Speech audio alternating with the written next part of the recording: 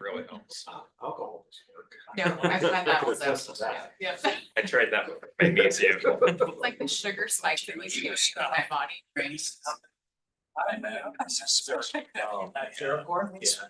All right, welcome everyone. This is the October 22nd, 9 a.m. board briefing, for the Florida County Commissioners. Please let the record reflect that Commissioners Jordan, Waldrop, French, and Kearns are present in the conference room. Commissioner Cuny is traveling on county business.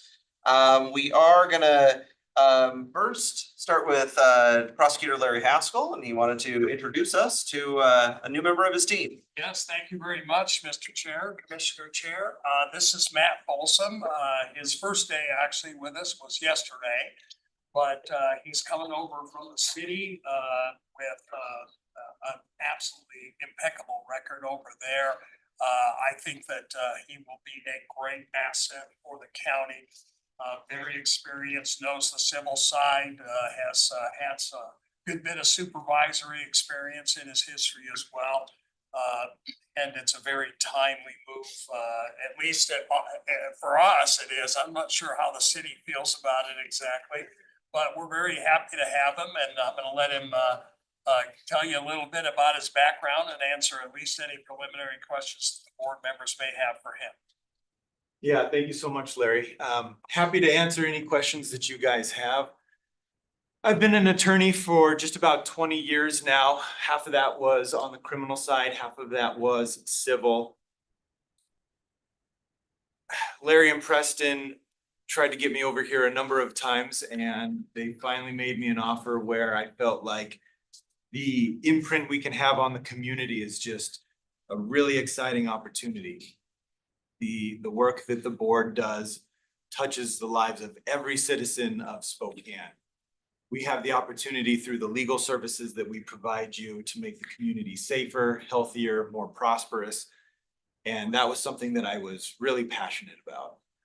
When I was a city prosecutor, I worked on the relicensing program, the Family Justice Center. I did trial work, appellate work, drafting new ordinances.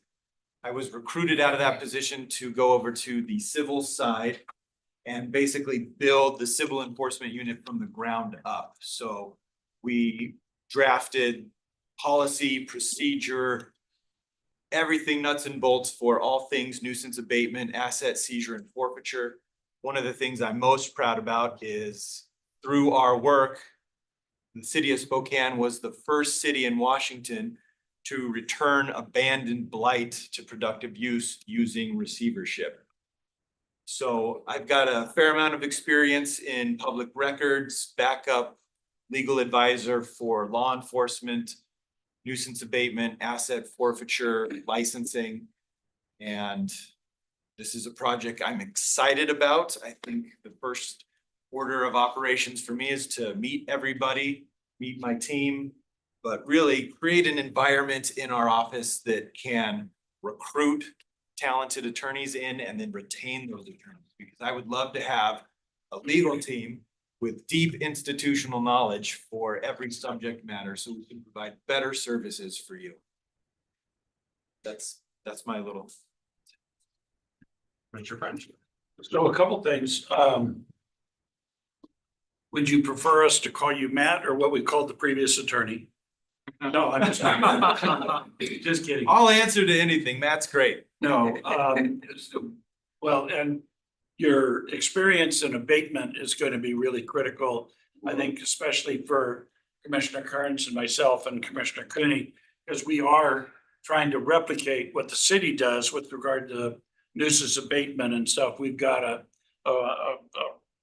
I would say, a pretty serious problem here in the county with violators, and relying on criminal law is just not meeting the needs of the community and stuff. So we are in the process of developing a good neighbor program so that we can be much more aggressive in abating nuisance properties and stuff. So is that a fair statement? So yeah, thanks for the expertise you bring with you. Absolutely. Okay. Welcome aboard. Thank you very much. Glad to have you here. And he's already visited the rather luxurious building just to our south that you'll be calling home there, also known as the S&T. The Amacio Building. Yes. Yes, amen to that. I think he was there when it was constructed. In any case, well, board members, thanks very much for allowing us to kind of interrupt your meeting here, but you'll be seeing a lot of Mr. Folsom and less of us as the budget season moves into its closing days. Thank you so much. I think Preston's the happiest to see me. Yes, I am. All right. Have a great day. Okay, well, we'll continue on with our agenda. We're joined by Under Sheriff Kevin Ritchie. Good morning. Just a real quick item here. We would like to apply for the Washington State Traffic Safety Commission dedicated DUI grant. If you may recall, we had this grant a few years ago, or maybe 2 years ago, and for staffing reasons, we could no longer staff the position, so we had to let it go. This is a kind of our reapplication into this. The grant would be October 1st, 2024 through June 30th, 2027. Total of about $370,000 is what we're asking for. And that would cover one dedicated DUI position in the unincorporated patrol. Any questions? You're You're good? All right. Thank Sounds you. great. Thank you. All right, Matt Zarecor. Have request, form a flood control district. Laguna Hills. Good morning, commissioners. So we have a little presentation as part of this. We have been petitioned by a developer out in the valley. Dave Black and some other partners are developing the old Painted Hills Golf Course. And part of that approval that they got from the city of Spokane Valley, the project resides in the city of Spokane Valley, not the county, was that, you can see up on the screen, it's really hard to read, but they were told they needed to form a flood control district with the county for the perpetual maintenance of the stormwater facilities and the flood zone itself. So to do that, there's a formalized process. As you know, we have one flood control district, Newman Lake. And the process is they petition us formally with a certain percentage of the ownership, and they've done that. And the next step is, if the board so desires, to direct me to go and evaluate the flood control district. And I come back within 90 days with my recommendation to the board, and we just proceed from there. Next slide. Just wanted to share with you a little bit of information about the project. You can see the red shape on the left there is the actual project itself. The Dishman Micah Road runs along the west side of it, Thorpe's bounding it on the south side. And then you can see Madison running up the side of it there. And project's the old golf course, kind of as we stated earlier. And it's a flood zone. All that blue shading and the green shading are the 100 and 500 year floodplain respectively. You can see it covers most of the project area. So there was a very long process they went through with the federal government through FEMA to get it redesignated. It's called a CLOMAR, Conditional Letter of Map Revision. They've been through that process with FEMA. We've been part of it. The valley's been part of it. It's taken a very long time. And then when they went to the hearing, they put this condition on. So that's where we're at. Next slide, please. This gets a little confusing because now north is to the right. Thorpe is along the left side of the picture here, but you can see most of the property was encumbered with floodplain. Next slide. And this still with north to the right is their proposed development. And you can see that the flooding comes in this portion from Chester Creek to the south. It hits Thorpe Road and gets divided two directions. It goes into a channel, which is the continuation to Chester Creek. And then it also flooded the golf course. So they're trying to control and contain that flooding. And you can see the green shaded areas are the facilities. There's kind of a sedimentation pond that also divides up the flow to some extent on the south end. And then it goes north into a large sediment pond with a dry well field, a whole bunch of dry wells on the right side, the north side. Next slide. This is the other portion. This is the only portion that's actually in the county. And it's an existing pit area. There's a channel that runs down Highway 27. This is a totally separate channel from SR 20 or the Chester Creek area that follows Highway 27 down the hill. Crosses at the low spot there where you can see that blue line start. Highway 27's on the right on the top portion of this slide. And then goes through a channel that's been there for a very long time. It goes into this pit and never comes out. It's in the valley floor, it's that gravelly, coarse, cobbly alluvium. It takes a lot of water. I've seen it flowing in there like a creek, and it doesn't even fill it a foot deep. They're going to formalize a few facilities, put in some dry wells and formalize the conveyance, but other than that, they're just going to keep it the way it was. And this is the only portion that's actually in the county. So this is of greater county interest and concern than probably the rest of the project. Next slide. So this is just the next steps in the timing a little bit. The petition was received on September 9th. Now we're at the point where if the board so desires, they can direct me to go and evaluate the flood control district proposal, and then I'll come back within 90 days with my recommendation. And I'm happy to answer any questions. Questions, Commissioner French? With the proposal from the developer, are they doing anything? I mean, it would seem to me that this is if it in fact is going to be a modified flood control area with the development and stuff, there would be other restrictions, like for instance, no basements, like we did up in Moran or 5 Mile kind of a deal, recognizing the fact that the water table is probably going to be pretty high and we don't want flooded basements.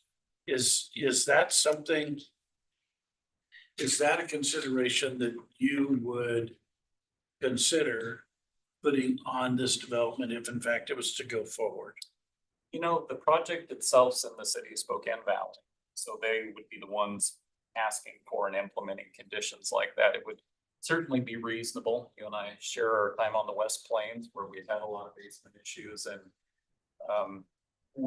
the county have become much more adept at requesting geotechnical information to know definitively if there's going to be issues with basements or crawl spaces, and then showing that on the final plat, following that all the way through house construction.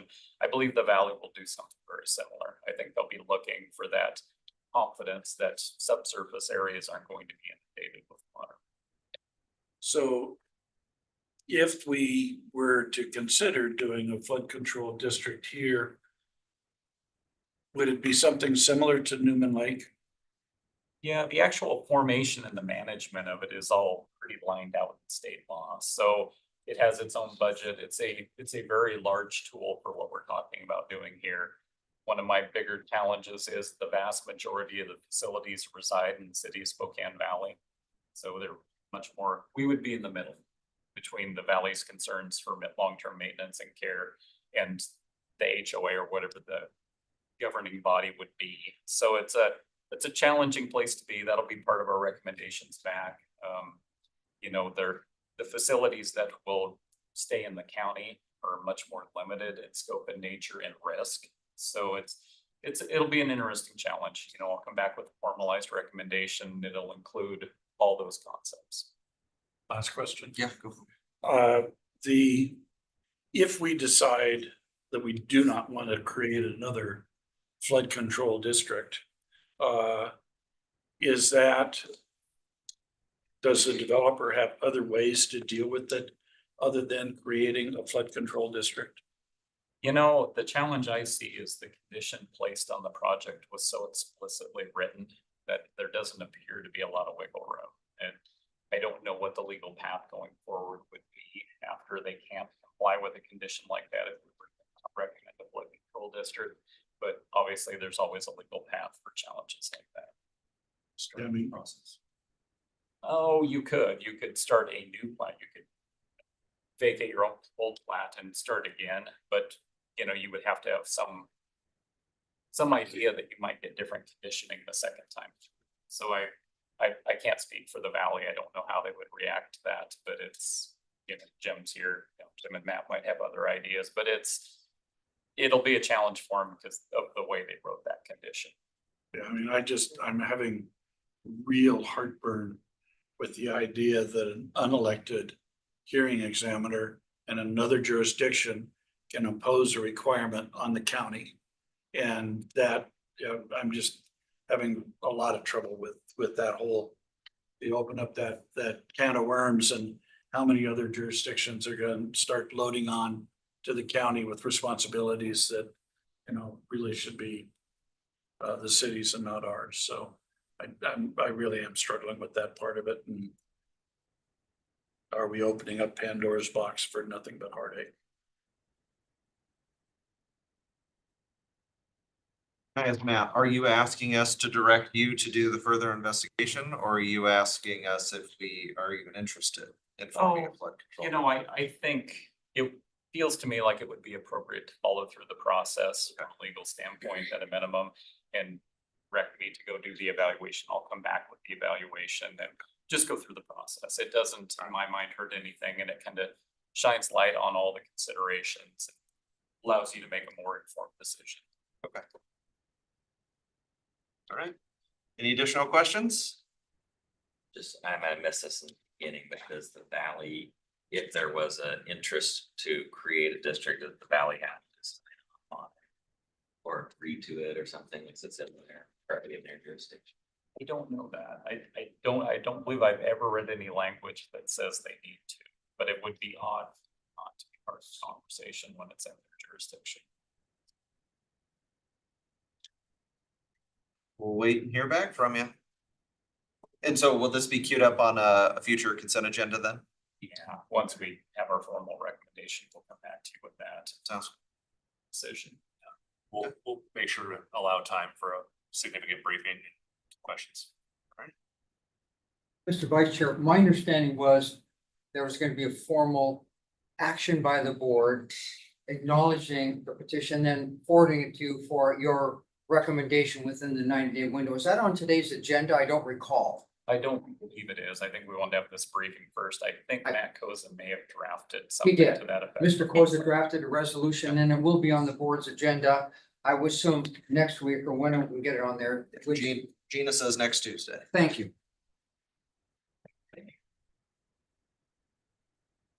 Thank you. Good day. All right. Ben Bradabo.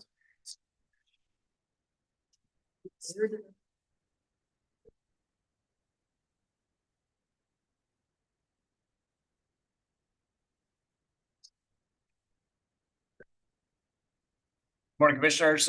Thank you for the opportunity today to talk to you about the agreement that Public Works has worked out with Valley Real Life Ministries. So this is a part of the Salties Flats Wetland Restoration Project and the Doris Morrison Learning Center.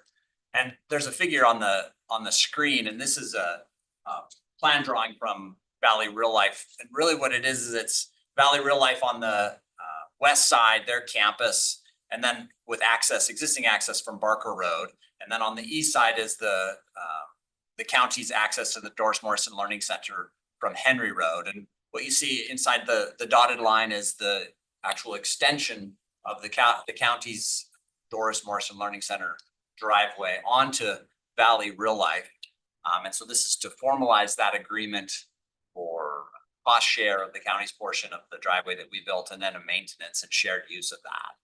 And so I believe we have Valley Real Life representative here today. Jeff is here. Thank you for attending. If there's any questions, Valley Real Life. But this is an agreement that was, if we go to the next slide, the county built our driveway to the Doris Morrison Learning Center in 2021. And that was as a result of, we had multiple discussions with Valley Real Life about how they were needing secondary access across Central Valley School District's property. And we had hoped over the years that maybe the construction would happen at the same time, but it didn't. So the county went forward and built the driveway to serve the Doris Morrison Learning Center. And then now Valley Real Life is coming in behind and using that. The area in question is all within Central Valley School District's property. It's all easements. So it's an easement, an access easement granted to the county, an access easement granted to Valley Real Life. But now we're using the same driveway, so we need to be able to share it and be good neighbors. And so what it is, it's a cost reimbursement for the county for our portion that we built. It's a 50% cost reimbursement, the county, and then a maintenance where Valley Real Life will maintain it. And then the county will reimburse Valley Real Life for their efforts to maintain that road. there are 2 gates on it that Valley Real Life will maintain so that they'll only be open during Valley Real Life events such that it doesn't become a new road for some access across South Valley there. And then it is still owned by Central Valley School District, majority of the property. And so if they were to develop the site, we would renegotiate it and figure out where that goes from there, if they were to build schools or do something else with the property. And so that's the majority of the details there. The plan is to have the agreement on your agenda next week for approval. Then we would work out the details and make that happen. If there's any questions. Any questions? And then since I have your attention, I have one other slide just to present the Doris Morrison Learning Center, just an update of where we are with that. We have lots of folks going through there. Nikki Fighton is here today, that oversees the operations there. Open hours, it's open Tuesday and Friday. That's in over the spring, summertime, and then also open on Saturday and Sundays all year round. We close it in the evenings during the winter because it's dark and not many folks show up. Pictures out there from the site. We're doing some tree plantings, really popular fishing out there. People are catching really big bass out of a pond that we built, and we didn't stock them. So somehow those fish got there and had several comments from different folks coming through saying catching big bass. So that's a photo there. And then a few evening events that we've had with people that have scheduled those to rent the facility and host their activity there. Questions? We're good. All right. Thank you. Thank you. Thank you. Doug Chase.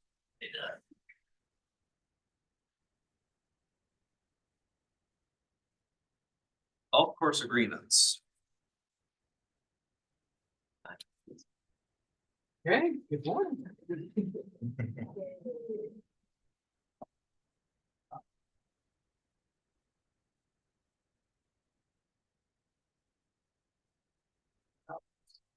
Direction.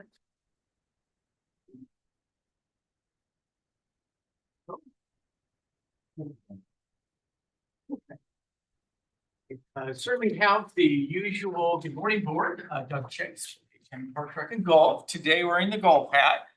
I have the agenda sheet that provides an overview of the changes of the agreement, but it occurred to me for many of you, this is the first time I'm speaking of the agreement, so I thought it could be helpful just to have a high level overview and just take a minute or two just to talk about how the agreements are set up. And so that's the little one pager I just handed out, where effectively we contract for each of our 3 golf courses. We have a contract in place with private PGA golf professional. And they basically operate the clubhouse, the kind of the front end of the business. They are responsible for keeping the clubhouse stocked with merchandise, running the restaurant, facilitating the tee sheet. They are responsible for golf marshaling to keep the pace of play moving along on a really, really busy day, handling tournaments and events. And so in doing that, they are responsible for employing several individuals to assist them in delivering the services that are obligated of them through these contracts. And then Spokane County staff, we have our employees, golf course superintendent, assistant, seasonal help, and others out there that basically care for and maintain the course itself. They enjoy repairs of the facilities at the clubhouse, while the golf pro will do that day-to-day maintenance and cleaning. So they're not the ones, if the clubhouse needs painting or a new roof, that's all part of what our superintendents help to take care of. And so with that, for that, they receive a percentage of the pro shop sales, the restaurant sales, driving range. They have to supply driving range balls and keep them clean and turned over. And they supply and provide excuse me, golf carts. And again, they retain the majority of the golf cart gross rentals. They do pay the leasehold excise tax on this, but effectively, that's how they generate their revenue that they use for themselves and their staff and to deliver these services. And we have done these agreements in 6-year increments. They've been very effective. The golf course is doing we're doing very well this year. We're having a really good season. I will be back in about 2 or 3 weeks to talk about the rate schedule for next year, where we'll have an overview of how we performed at that time. But as of the end of September, we're just under 100,000 rounds for the year. I think that year to date, that's about 11% higher than the 6-year average. And I think 1.5% higher than last year, looking at that report. So we're doing very well. The contracts have done very well. And that is just kind of a high level overview. We cover the utilities and such for the most part. They take care of garbage, refuse collection. And then we have designed the contract. So should the professional, we have one that enjoys operating on a limited basis in the winter months. They have like a virtual golf setup. And so we have arrangements where we have figured out what we would expect to pay to provide that minimum 50-degree temperature in the clubhouse.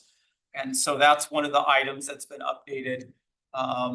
And so they cover anything above and beyond that cost if they choose to take advantage of that option to, let's say, operate in a limited capacity during the winter months. And we have one that chooses to do that, but all 3 contracts are set up equally in that way, so they all have that same option.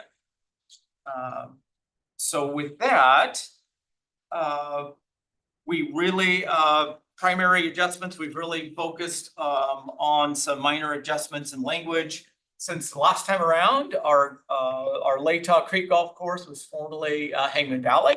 So again, the contracts, our golf policy manual have all been updated to reflect those changes. We have last year, we changed the rate structure, which has worked very well this year. So again, this all reflects into minor little adjustments in language to update within the contract. We have kept all the percentages that I mentioned are the same as what they were in the last 6 years. If we were to go back 6 years and the year prior, or the 6-year prior, we had made minor adjustments for minimum wage to help accommodate that. But we are not including any changes this time around. They seem to be functioning very well for both parties. Other than that, all the insurance indemnification language, it's been through our risk manager, our legal review to form. One of the minor adjustments that historically we would, when it came to credit card processing fees, we would look and estimate what their percentage is and they would pay 1/3. We've since been able to look at actual use. And so we've become a little bit more exact and precise in this adjustment, where that will be based on a prorated, an actual prorated use versus that estimate of 1/3. So I think that will be helpful. I mentioned the utilities. We've updated that amount just to reflect current rates. And yeah, I think those are the highlights. And I know it's a lot. In there is a copy of the track changes version in case you are interested. I included one of them. We have packaged all 3. They are effectively the same. There's a few very, very minor differences based on equipment and site-specific items. But as far as the percentages and everything I've mentioned here, they're very consistent, and that's why we've packaged them and grouped them. And so I think with that, I'm happy to answer any questions, and with a goal of bringing back a resolution that would allow adoption of the new contracts at your next legislative meeting. Any questions for Doug? Did well. Thank you. Okay, well, the far more interesting next item, I'm going to turn it over to Sean Lampier, our superintendent with Latah Creek Golf Course. And Kurt Chambers, our operations division manager that also assists with the golf courses, are here, and we have a sole source purchase, and I'm going to let Sean Yes. speak to that request and kind of an exciting purchase we're hoping to complete. Thank you, Doug. Thank you for having us out here today. So Latah Creek is currently looking to purchase some fairway mowers to replace our old fairway mowers that we have, which are the mowers that mow most of our grass out there. So we're looking at a company called Firefly Automatics. They sell autonomous mowers, autonomous fairway mowers. Currently, they are the only ones in the business selling these types of mowers this size. Basically, they're straight replacement of what we have. And in this, they have a 2024 program to where we can save $25,000 per machine, which will end at the end of this year. So that was a big savings for us. And after looking through everything, all the old stuff, the new technology coming out, we found that these mowers could save us not only money and labor, but also maintenance and also fuel. So that was big for us. We've identified where the money can come from to purchase these units, which will be from 2024, 2025, and then some money from the golf fund. Next slide, please.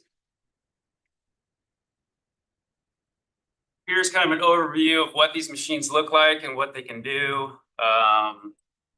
They are all electric, which means no hydraulic lines, no fuel, no oil. They'll do about 25 acres per charge. Like I said, they're autonomous. Basically get them out to the fairway, you push the play button, and they'll mow the pattern that you like. While it's doing that, our operator can also do other things. He can rake bunkers, pick up debris, cut cups, those kind of things, which is a big savings on labor there. They are very quiet. I have seen this in person. They're super quiet. So there's no risk of waking people up on the course. Not that Latah has that. Other courses though, you know, you can mow at night, mow early in the morning, no issues there. So can you give Yeah, go me, ahead. can you give me a reference for scale? I don't know whether that's 2 feet tall or 12 feet tall. It is probably 4 feet tall. Okay. 4 feet tall, maybe 6 feet long. Okay. By maybe, 100 inches wide. Now that helps.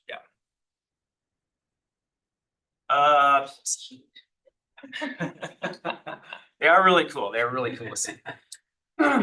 As far as safety goes, they are, they got built-in cameras, built-in LiDAR.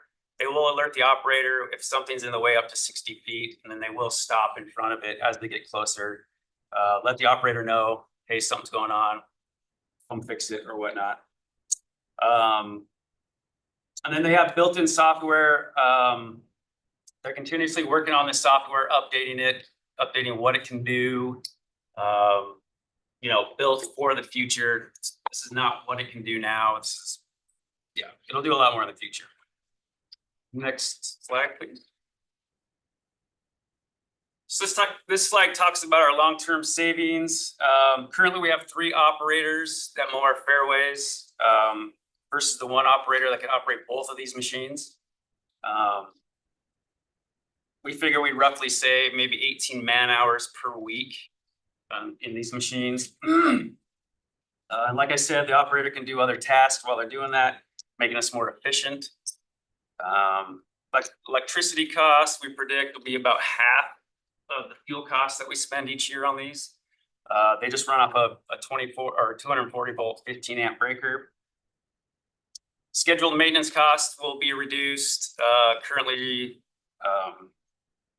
we figure about $3,500 a year less, and that includes the oil, the filters, those kind of things. And the unscheduled maintenance is your hydraulic hose maintenance. Every year we have problems with this where we get a little leak, a little hole, burns the turf, kills the turf basically. These things will not have any of that stuff, so that'll be nice under that.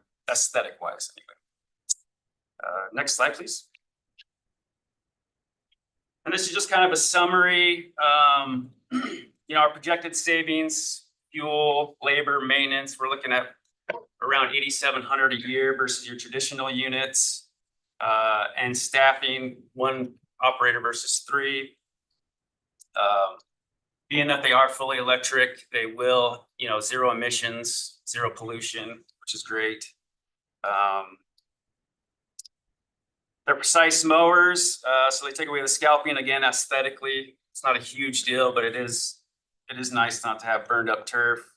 And like I said, yeah. Like I said, in the future, they're constantly updating the software. The hopes is that someday you could set it up to your irrigation system. You bring them out there, what's watering, the mower goes somewhere else, comes back and does all that stuff. Yeah, again, thanks for having me here. Are there any questions that I can answer? See, they're manufactured by Skynet. Well, somebody's got to get the joke. Oh, yeah. There we go. Terminator. Yeah. There you go. They're Any coming. questions? They're coming. What's that? So they're coming. This is how it starts. Yeah. We can hook them up with Guns N' Roses. Beautifully manicured lawns. This is how it starts. Question. Yep. Are the 3 operators temp seasonal employees right now, or how does that work? Yes, yep. One of them's there for about 9 months. The other ones are there just to mow fairways. Yeah, so that was built into the weekly savings in man hours, yeah. And are those frequently different people every year? Usually, yeah. 1 or 2 of them will be around the same. Yeah, usually at least one of the 3 will be different from the year before. Can piggyback on that, you say 1 operator versus 3. Are these difficult to The new ones? operate? Yeah, I mean, No, does basically it take you- a highly skilled, I have no idea how difficult these are to program or get working or. I don't Yeah, know. once you get it programmed, all you gotta do is bring it out to the fairway and then there's a tablet, you push play and it'll do what you ask it to do. Okay. And then you just go about your business. It'll tell you when it's done, bring it to the next one, that kind of thing. Manufacturer will help program it. Yes, they do all that. That's part of it. GPS driven stuff. Yep. Yeah. So it really maps the fairway and knows precisely where to go. Yep. And Yeah, then you're, it knows to cut the fairway shorter than the rough and all that, so. Can you put a snowplow on the front of it? Possibly. I don't know. Projected future. Prospects. Software update, That's something Soon to sort of- come. only the Skynet model. Yeah, that's right. And I'm sorry if you mentioned, do these also do the greens? Because the greens take a special mower. Do these only do kind of fairway and rough, or can they do the greens as well? Truly only fairway. Okay, okay. They do have some, sorry. So just for perspective, at Lake Tahoe specific, his fairways are roughly 25 acres. So on 180 acre maintained turf, these will specifically maintain 25 acres that typically take him three employees a full day. In terms of the dollars, can you just recap what the funding plan is? Sure. And specifically for 2025, is it a capital budget item or is it already in the parks budget? Yeah, let me speak to that. Yeah, the golf funds operate as an enterprise fund, so we have funding allocated for the mowers. These will be a little bit more than what we allocated this year, but given how we are performing with a strong season, we have the funds to be able to pay for them outright. So we'll utilize some of our, I guess, fund balance, if you will, or additional revenue that we've generated beyond our projections. And we're able to accomplish it and buy him outright through the golf fund. Okay, thank you. and Doug and team have had challenges when it comes to hiring temp seasonals. Yes. The timing of them coming on when they leave school, come back on doesn't always align with our needs of them. So reducing the reliance on that, I think, is another added benefit to it. Could be very helpful, yeah. Can be very challenging to fill those. And will this only be for the Lake Top Creek course? Yes, yes, but we're excited to learn from it, and certainly there is potential. If it performs as we believe it will, there'd be great potential when we're due for mowers at the other golf courses. Or possibly even a sports complex where any area like that where we have a really large area. There could be some benefit. So we're excited for the opportunity to learn from these and see how they might help us save and perform better in other areas if there's potential for that. And can you manually run it, so choose? Yes. Okay. Another kicker would be, we'd be the first ones in the area to have these, so that could be some good attention for the county. Any like branding discounts, we'll throw all their naming all over it. So sponsorship, get a logo on there.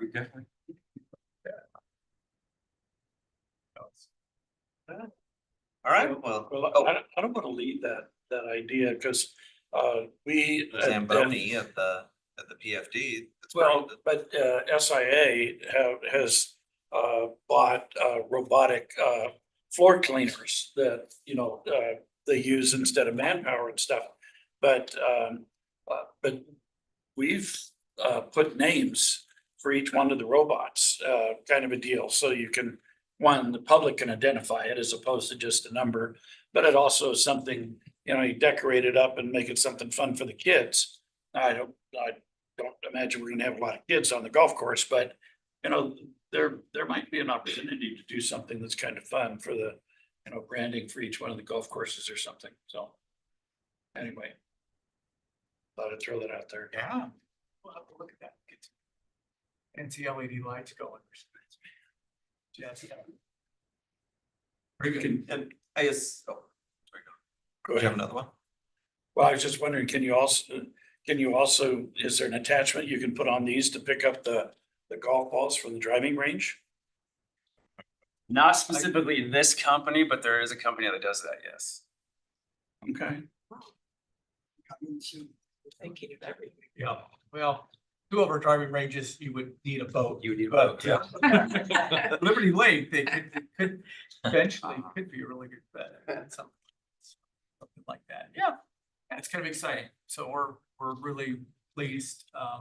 I'm really pleased with the research that Sean's done and really identifying what we think would be a step forward and an improvement. And it's sole source. Yes. So I assume Yes. legals. Yes, looked at that and we purchasing. have worked through purchasing and worked through legal review, and they have approved of it. Of the purchase as a sole source, and I included copies of all the documents we worked to provide them as well for your review, and we've been given a green light. They are the only company that sells a fairway mower of the 100 inches wide. There's just nothing even close in terms of width and similarity. So I think I've seen 22, 24 inch residential type out there working, but this is the only one out there that we are aware of and been able to identify, period.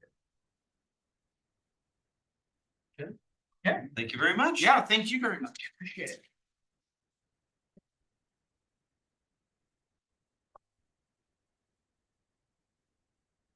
Right, we have Chris Anderson listed on the agenda, so I assume, Jim, are you gonna I Take am over Chris for that one? Anderson today. Okay. Matt and I are Chris Anderson.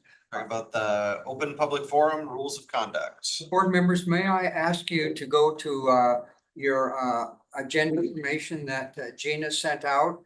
And if I could have you go to page 221, I think that would be helpful as we discuss this particular item. About 2 weeks ago, the Board of County Commissioners determined they wanted to revisit your rules with regard to the open public forum. And at that point in time, one of the particular concerns the board had was the ability of a particular speaker, if you will, to provide his time to another speaker. And I think there was some concern at that point in time that we wanted to amend our rules to make it clear that that was not allowed. In conjunction with that, the county commissioner said, we'd like to look at the other elements of our open public forum rules too. And we like, Mr. Maceo, if you wouldn't mind getting copies of the city of Spokane and the city of Spokane Valley so we can see what they're doing. So if we want to change ours, we can do so. So if you'll go to your agenda packet, starting on page 221, I put together a chart. And the chart, Ron, oh, thank you, Ron, you've got it up there. Of course, I can't see it, but I put together a chart. And the chart has 4 columns. The first column is the particular issue that is addressed in the open public forum document. The second column is what the county code provides and our public forum rules. The third column, of course, is the city of Spokane's policy addressing similar things. And the fourth column is the city of Spokane Valley. So I put together this chart. My understanding is at last week's meeting, you had a general dialogue about this. And it was determined that each board member would take back the chart that you presently have. And we would come back today and kind of have an in-house workshop on particular changes you'd like to make in our open public forum guidelines, if you will. Our open public guidelines are found in 2 places. One, they're found in the Spokane County Code. And secondarily, they're found in the rules of conduct, which are posted in the Board of County Commissioners hearing room. So with that in mind, I didn't know, Scott or Mr. Vice Chair, how you wanted to go through these particular items, or how you'd like to address this matter. Well, I mean, we each saw the sort of this table the last week, so I mean, I guess we can just open it up to discussion. I mean, is there? I mean, as I'll start. I mean, as I look at it, I like what the Spokane Valley has. I think there's just very concise, very to the point. I think is in line with sort of what we had discussed previously. At our previous meetings, but those are just my thoughts. And Mr. Maceo, I think you're correct. I think I was under the impression we'd kind of come to an agreement. We kind of, I think all 5 of us when we were here kind of agreed about getting rid of the sharing time or bundling time among speakers. I think we kind of come to an agreement on that, but I mean, I think we're still in agreement on 3 minutes apiece. And not lowering that. Mr. Vice Chair, Yeah. a couple of concerns. Right now, it's 3 minutes, but at discretion of the chair can be modified. So if you go 3 minutes, it's 3 minutes. And so the question is, do you want to go strictly 3 minutes? That's the first item here. The second item has to do, of course, with whether or not you can allocate your time. But I think the first item is, do you want to go 3 minutes, just 3 minutes? Which is why I think the way the valleys is worded, I think is good. It says each speaker may only make comments. Well, I mean, maybe the one saying that we can maybe change that, but comments are limited to 3 minutes unless modified by the presiding officer. Ours says each speaker may be limited to 3 minutes or less. And I know we've had some people call us out on that and say, well, it says may, that means I can get more, or I should be able to have more. So I think maybe tightening up that language of just, it's 3 unless the chair gives you more, or there is questions from the members or something like that, so something to that effect, but. So I mean, ours, you could argue it's, no, I get more than 3 unless I'm limited to 3, or I'm entitled to greater than 3 unless the chair limits me to 3, so. I think Mr. Vice Chair, I Yeah, think on one, didn't we, last week, I think on either our code or our policy, there's a statement that says 3 minutes, you know, unless altered by, There was something like. and it wasn't bad. I think that was good. It just wasn't consistent Right. between the two. The language in the chart is exactly quoted from I quoted, so there'd be no questions about the changes you wanted to do. We need to make them consistent, I think is what I'm hearing you say. And I thought I heard the board is, they're limited to 3 minutes, but you like the language unless modified by the presiding officer. Is that what I'm Yeah, hearing? or the at the board? just, yeah, it can be modified at the discretion of the chair or something like that. Like standard is 3. Yeah. If the chair gives you more, they can do that.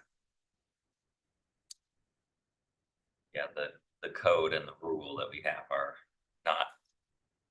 not super aligned, I'd say. Number 2, allocating time. My understanding was initially in dialogue, the board didn't want to allow allocating time. And That's right. I don't, I don't know of any other group locally that does, or any other body. And it So- just seems to create more problems. I'm indifferent to it either way, honestly, so. so I'm taking that board members as a consensus from a majority board that whatever change that I come up with these documents, they're not going to be allocating their time to other speakers.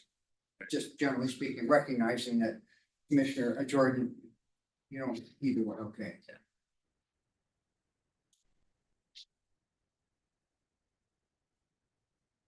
The next item, board members, is just, I didn't know how critical it was, but I just wrote down, and it's kind of a long one, and I apologize, how each one of the provisions in the various policies address what can be spoken about during the open public forum. And you'll see our language and of course, the city of Spokane's and the city of Spokane Valley. I don't know if the board wants to change that or just leave it like it is.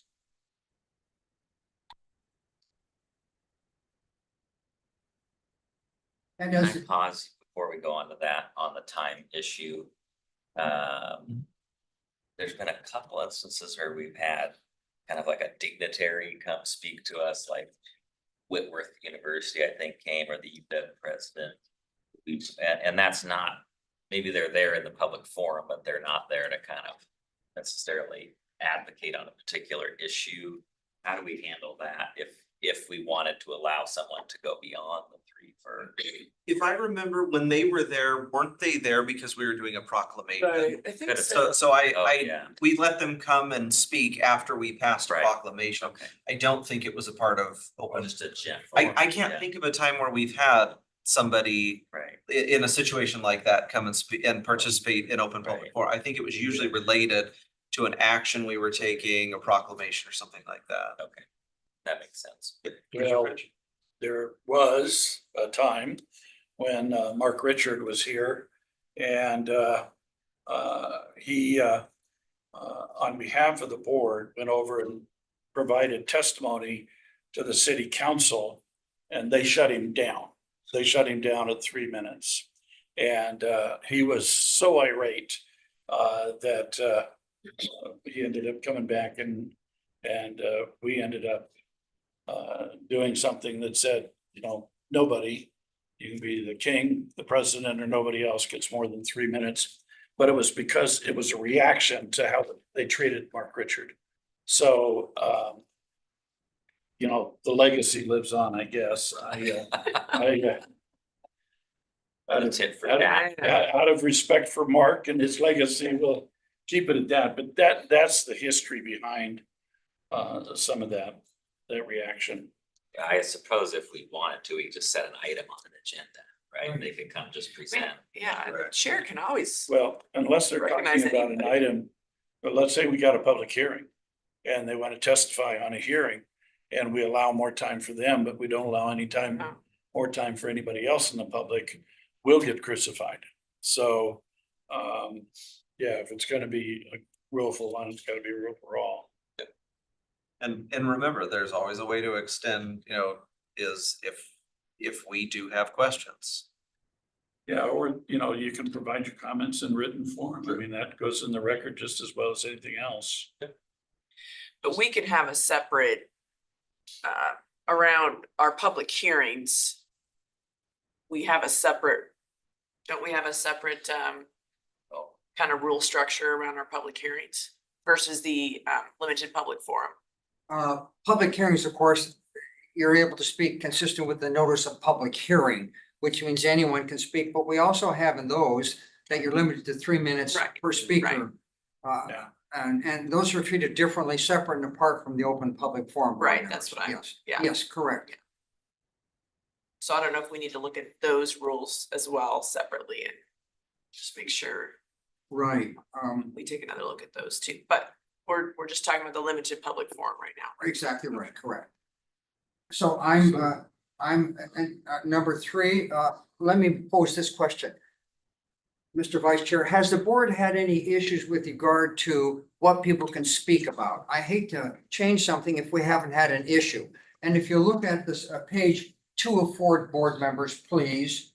On page 2 of 4, you'll see in the rule on page 2 of 4, we had some issues about people coming up and taking pot shots at county employees during the open public forum. And so we eliminated that. That doesn't mean they can't also communicate with the CEO or a board member about that issue, but it's not to occur during the open public forum. And I assume that still wants to be the case. Mr. French? Well, I think that would be our desired rule, but I don't think it's a rule you can enforce because you're infringing upon their First Amendment rights. Well, yeah, and Commissioner French, yeah, You cannot, there is a state statute that prohibits you from engaging in threatening comments toward either an elected official or an employee. There is that, but I don't think you can restrict them in terms of what they say. I mean, it's just like political commentary or a lot of the other nonsense that we sometimes get subjected to. You know, you just let them ramble on because you can't legally tell them, no, you can't talk about that. I can't, I'm not in a position right now, Commissioner French, to address that. Yeah. As Commissioner Waldrop indicated, these are limited public forums, and that means the county commissioners can adopt rules and regulations dealing with what can and cannot be addressed at theirs, but they have to recognize, as you pointed out, certain constitutional rights. So this is what you presently have. You added this to your rules of conduct. And What page, Jim? page 2 of 4, board members, it says rule. 222. Oh, okay. So you added that some time ago, board members, as a result of people coming before the board. Yeah, it says no person shall orally initiate charges or complaints against individual county employees at a public meeting of the board. Commissioner Jordan? I agree with, I think, what the direction you're going. Trying to get overly restrictive about don't say this or don't say that makes me uncomfortable, regardless of the legalities. Obviously, that's important to look at, the free speech, but I see that as the public's opportunity to come, let us know what's on their mind. And if they want to say, Commissioner Jordan, you voted this way, that was a bad call, I think they should be able to say that. If they said, they didn't agree with the decision Scraps made, I think they should be able to say that. That's just my personal feeling on it. Not micromanaging content too much. I think this, the way this is written, though, it wouldn't be a complaint against any of us.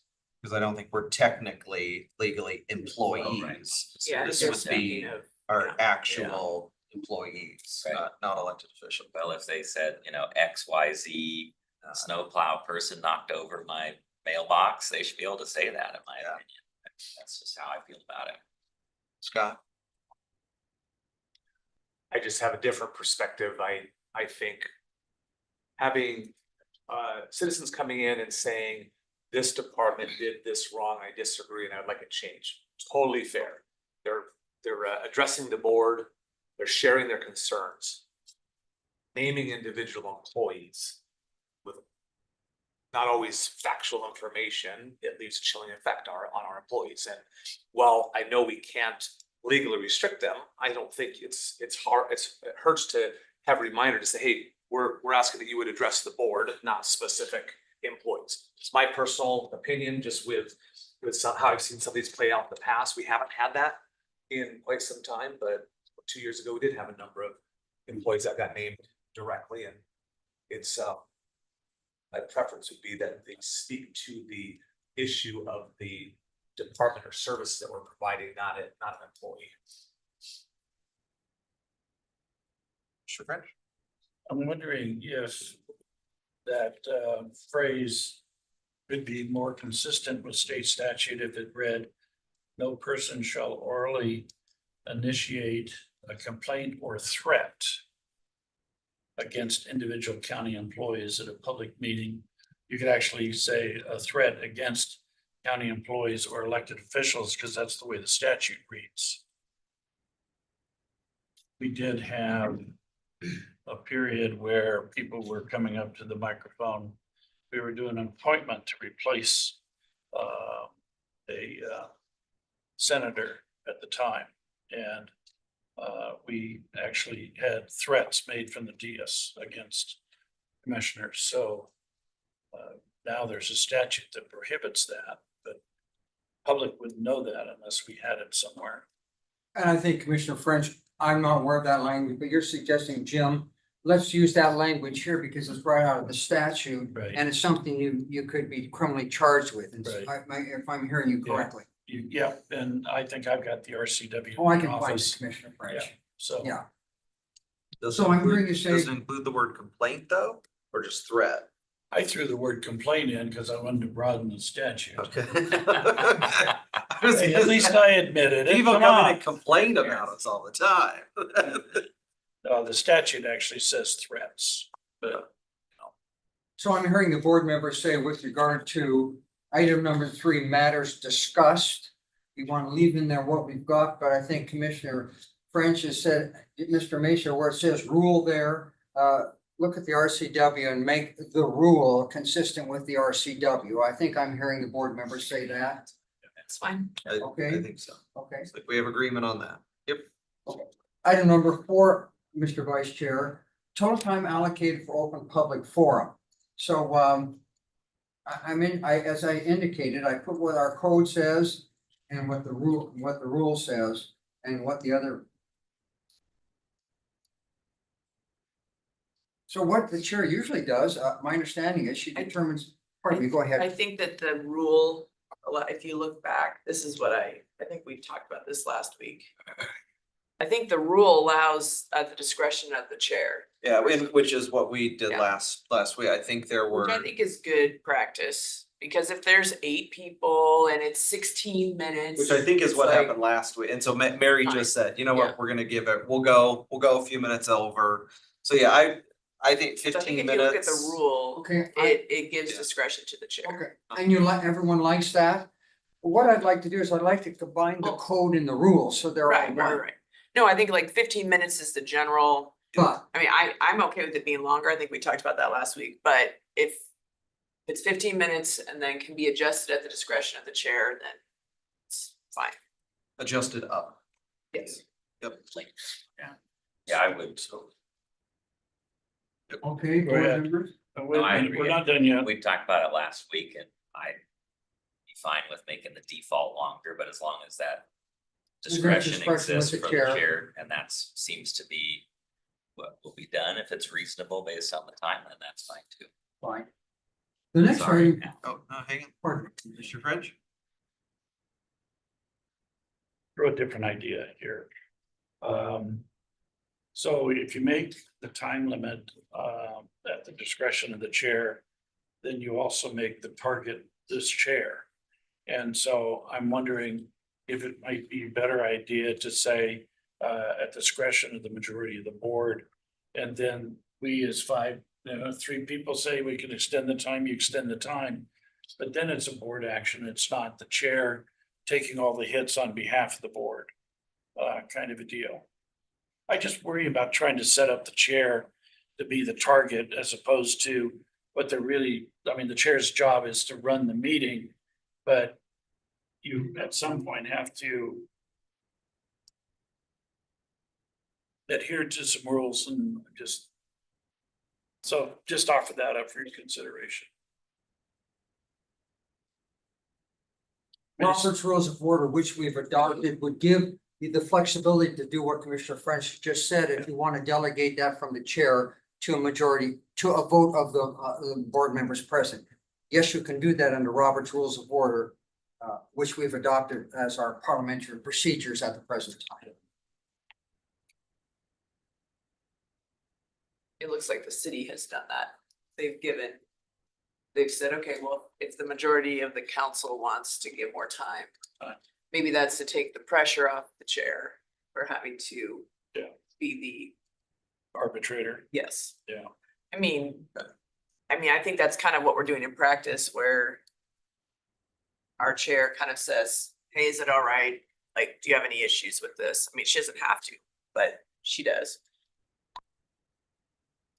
I don't know if we need like a formal vote on it, but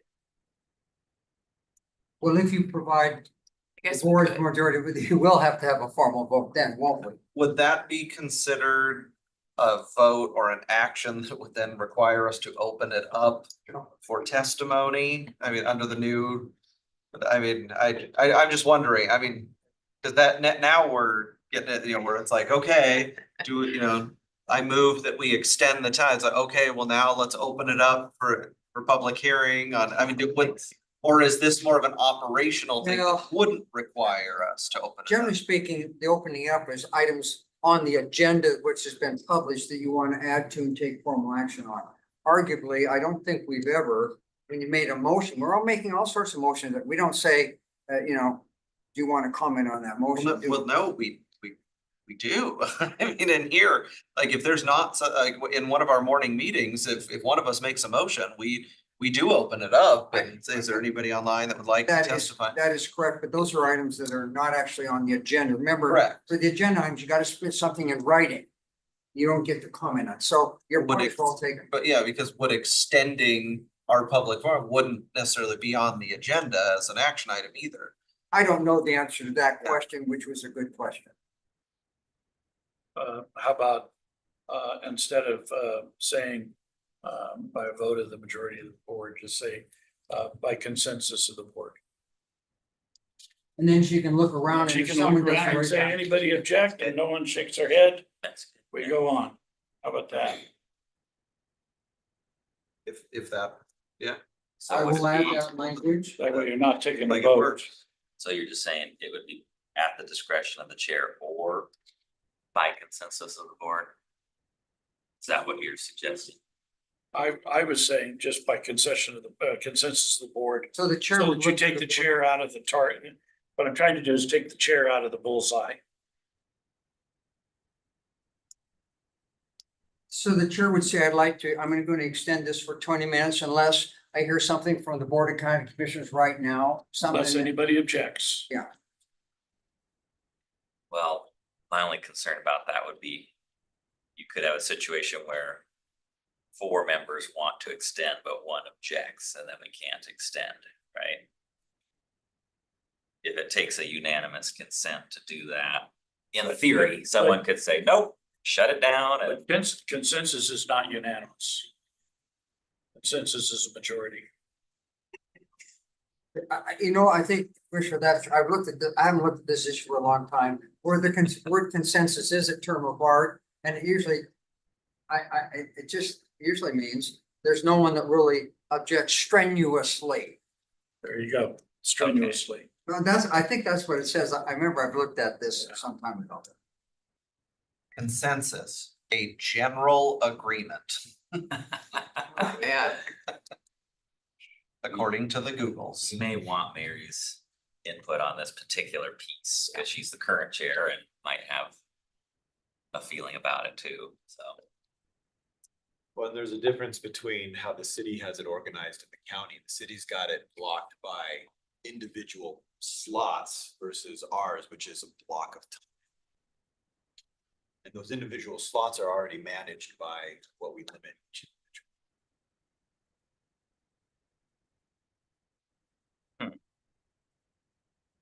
Didn't think it was gonna be this hard, did you?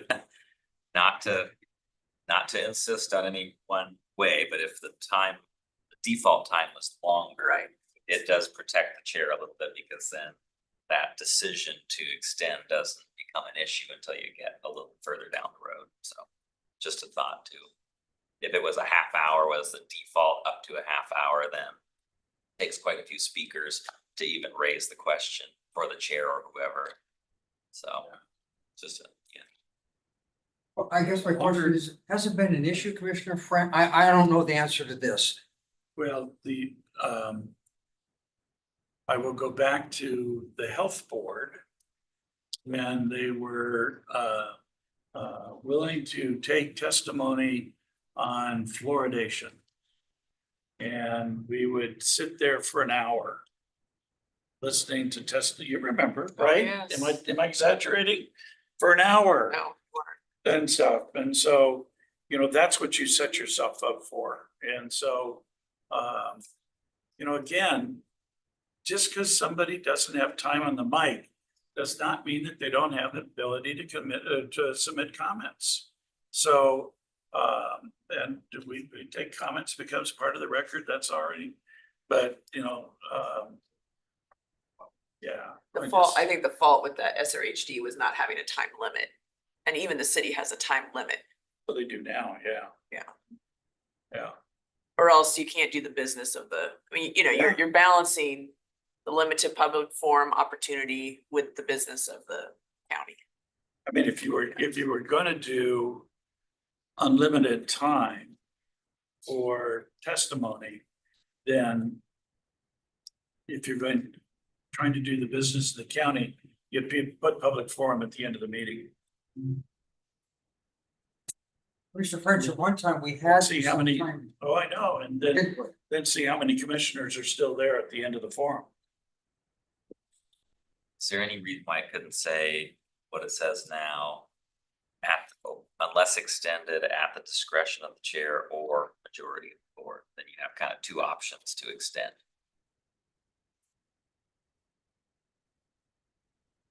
If the majority disagreed with whatever the chair decided, they could vote that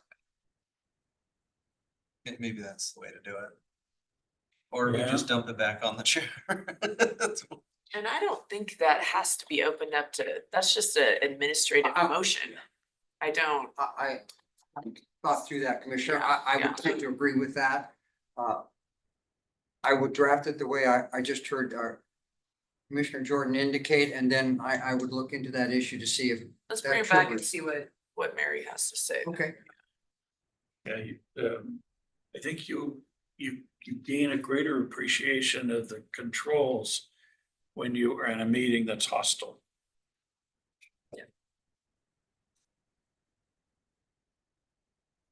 Okay. Next item, number 5. So Commissioner Prince, you had this issue. Well, Sorry, pardon could me. I just back up to 3? I know last week we discussed the word political campaigning or election related. Maybe I was just gonna ask Mr. Amacio to just maybe suggest better language, and maybe political campaigning is fine. I just noticed that the Valley uses the term election or campaign related issues. I don't know if the city has anything in there, or if that's in a different section. So we Um, use, But I mean, maybe it's fine the way it's written, but we just flagged that last week to make sure it was really clear what we meant by political campaigning. so when I was on the city council, we had that restriction, no political campaigning, no commenting, no button t-shirts or anything else, nothing. And then we got overturned because it's a First Amendment right. So you can control the decorum, but you can't control the speech. And so that's, I would love to be able to take that off the table. But the reality is that you can't restrict somebody from exercising the First Amendment right. So if you got to create a way to do that, God, I'm on board. I just don't know how you do it. Last week, didn't Chris, when Chris was here, he said that you can tell them, no, take the button off, take the hat off if they're coming up? That's a matter of conduct, not a matter of speech. Okay. So you can maintain the decorum in the room, just can't tell them what they can and cannot say. I know this has been thoroughly discussed at the city. But I mean, it's interesting that it doesn't show up here in this section. No. What if someone comes up and says, vote, I encourage everybody to vote for this candidate.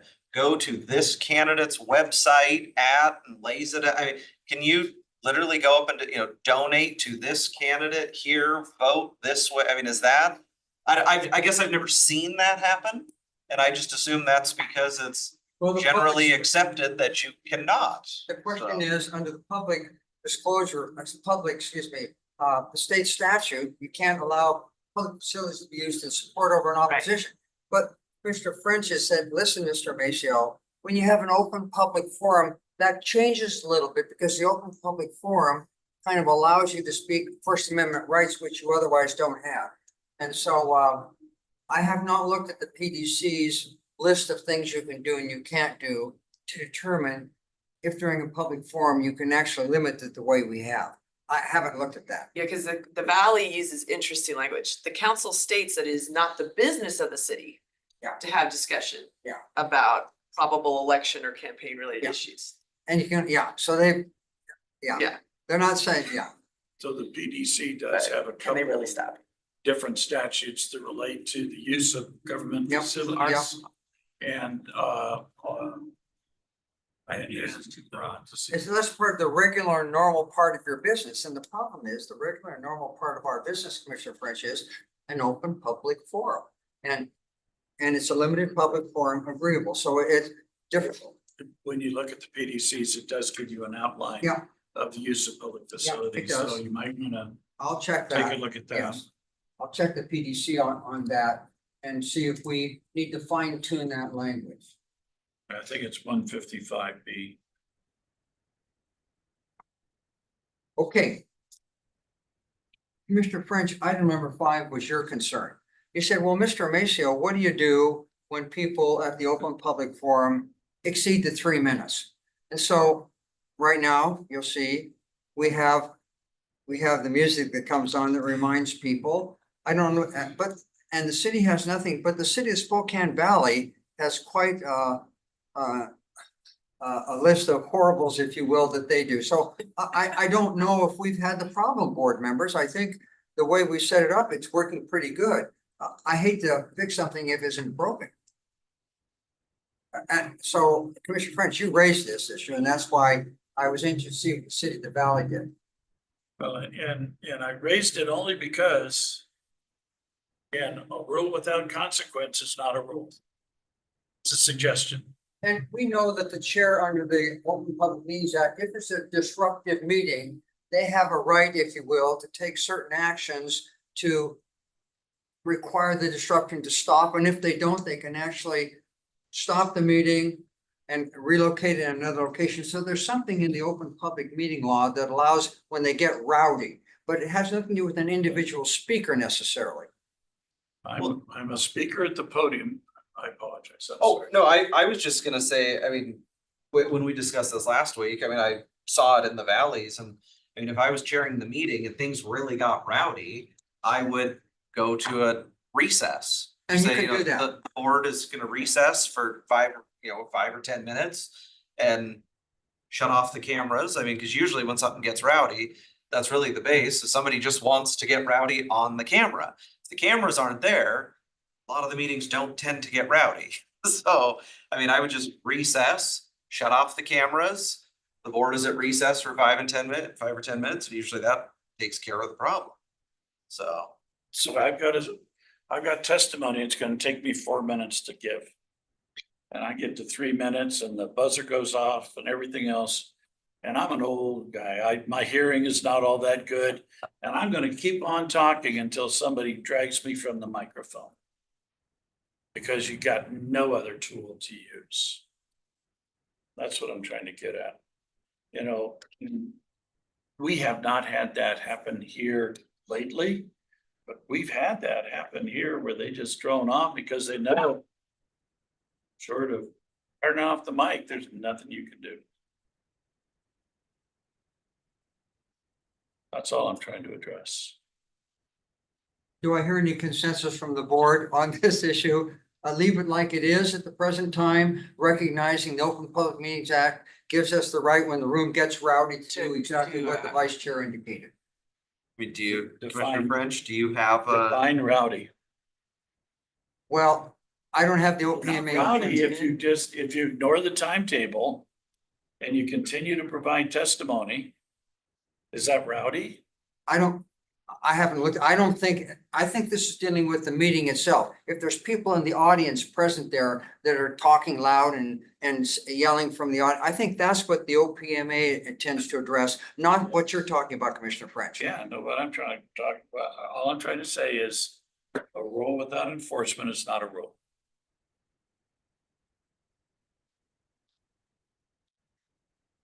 Can you share what the OPMA says about that topic? That's not something. I can I've pull seen. it up right now, on my laptop, if you like, Commissioner. I just like to view it at some point, doesn't have to be right now. May I send that to Maybe all the s- board maybe when members you- to when look you- at? When you send the follow-up Yeah. Okay, changes. yeah. Cause that's kind of the default rule. Yeah, and it exactly exists right. Separate and apart from this, yeah. So in the new rules for the city.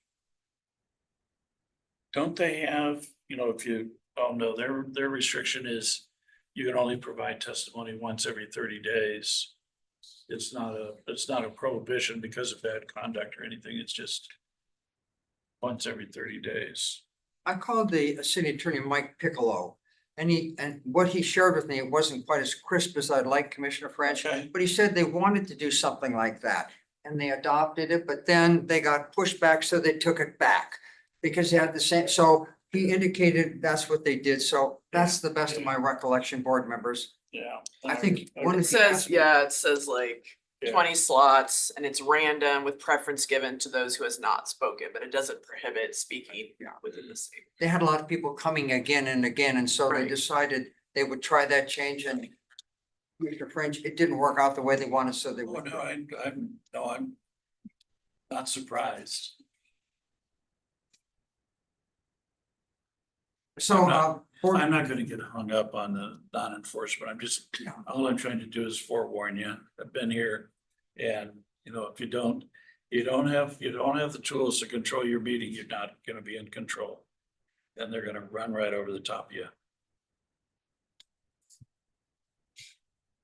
so Mr. You remember the hearings that we had when we were doing appointments and some of the other stuff? I mean, it was ugly.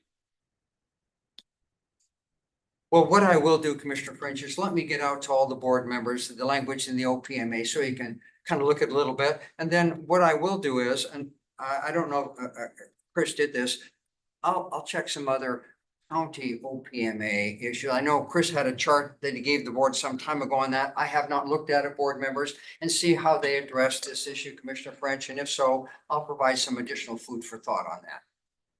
So my intent is, Mr. Vice Chair, to take what we've got, what you've told me you want, go into our county code and into our rules, make the appropriate changes, as I've heard, with track changes, so you can see line out and underline, and then bring it back to the board before any formal action is taken. Is that what you have in mind? I'm looking at the board members. You like to make me work on the weekends? No. It's Tuesday. Tuesday, yeah. What's your weekend? Boundaries, Jim. Thanks, Mr. Jordan. So I'll just throw this out for your consideration. Do we want to do anything that would anticipate somebody coming in with a perceived or not perceived comfort animal that became unruly? Like a donkey? No, I say that. Because we have had a donkey come into our chamber. Or a snake? I don't know the answer to that question. I Or would have. even, when I was on the city council, we had one favorite visitor with brought a dog in every time. And he ended up attacking the dais, attacking the dais. Well, Commissioner French, what I would propose that we do on that, there's a policy on discrimination, and so I would like to revisit that issue to be sure before I make any comments on it. And I'm looking at the vice chair because I don't know the answer to that, but I know that I can talk to Ashley Cameron and we can work through that issue and get back and forth on it. I don't even know if you're allowed to ask somebody if You- it's. You can't. No, you can't. So I You mean, can't even ask him. yeah, so I don't even know if we want to go down that path. I don't know. Well, the Line challenge, yourself up for getting sued. Or even Well- asking them, hey, is that a service? yeah, you cannot ask him whether it's a comfort dog or comfort animal or comfort snake. But you can talk about the conduct of the animal and the control of the animal. So. Okay, I'll work through that issue with Ashley Cameron and I'll share that information with the board later on. Well, this has been a nice workshop, board members. I think we've got some action to move forward with so we can clean up what we've got and make it even better. it's good. Thank you. Appreciate you, Jim. All right, I don't know, Mr. Voles and Arian, we're hoping to jump in. Theirs is really quick, only about 5 minutes is what I was told, so 5 minutes. Also call us. Start the timer. go for it. So this is a follow-up on coming with the line of credit and the letter of credit issue with the Broadlink project going forward. We have a resolution that's on your consent agenda for later this afternoon. It's been lawyered and re-lawyered. We had input from Scott and Randy. We incorporated their changes into it, so it's been well vetted with staff and the legal, and I think everybody's on board. And basically, the intent of this agreement is just to have it documented that we intend to agree to work out the details on the future should we issue individual loans, rather doing a broad blanket one-time $20-ish million thing. So each time there's a loan, we would treat those as a discrete issue like we have in the past, and we've done similar loans like when the Conservation Futures on Three Sisters project where the board backstopped that loan. So it was a kind of a three-way agreement. That's the intent on this. Everybody will have a second bite of the apple at this to say yay or nay on what they want to do. I think it delegates the authority to Scott or Randy to be able to execute this, but there's a notification provision where the board will be notified of what's happening by I think Arian primarily. We've also worked collectively. We went down to Washington Trust and started talking about the letter of credit. Once they understood the commitment of the Still 5 minutes. once they understood the commitment of the board and the treasurer, with the successful completion of this project, they came down 0.5 point, 2% on the fee. That's a starter, and they came down in the first meeting on that. I think there's more to get out of that. Also, so that saves between 100 and 125,000 just in that conversation alone. Also, there's, I think, 7 other counties that are very interested in what we're doing and want to join us once we do all the work, and which would then, I think, we could leverage that against future rates and discussion. We're meeting today at 1:30 with US Bank, which is our primary bank in the treasurer's office, to kind of get them in the loop and go from there. So hopefully you can approve this agreement to agree at a later date on potential loans and kind of lay out the framework, and we can that helps us shop it around to various things. And just as a short reminder, this whole letter of credit is to fulfill the obligation of a federal requirement. There is no intended need for it because of how we are pursuing that. But unfortunately, to be eligible to even submit an application, we have to have this. So again, we're trying to do it in the most economic way possible. And we hope the feds will agree with our request to change the definition and let the treasurer, or ideally the state treasurer, if we can approach him, if we got the federal waiver, to have the state treasurer work on maybe doing a statewide letter of credit for the entirety of the project. the NTIA is requested on a weekly basis for where the determination is, and we continue to we're thinking about it. So no congressional action is needed. This would just be in their current waiver, an expanded definition of a bank, and that would be ideal. So we're just having to pursue multiple paths to get where we need to go. Any questions? Sounds good. Thank you. Thank you. Can we keep it to 5 minutes? Awesome. You told me I would do $100 for every minute. Yeah. Oh, that's probably shouldn't stay at home. Yeah, okay. All right, Colin, why don't you hop up next? Conflict attorney services contracts. Yes. I wait for. I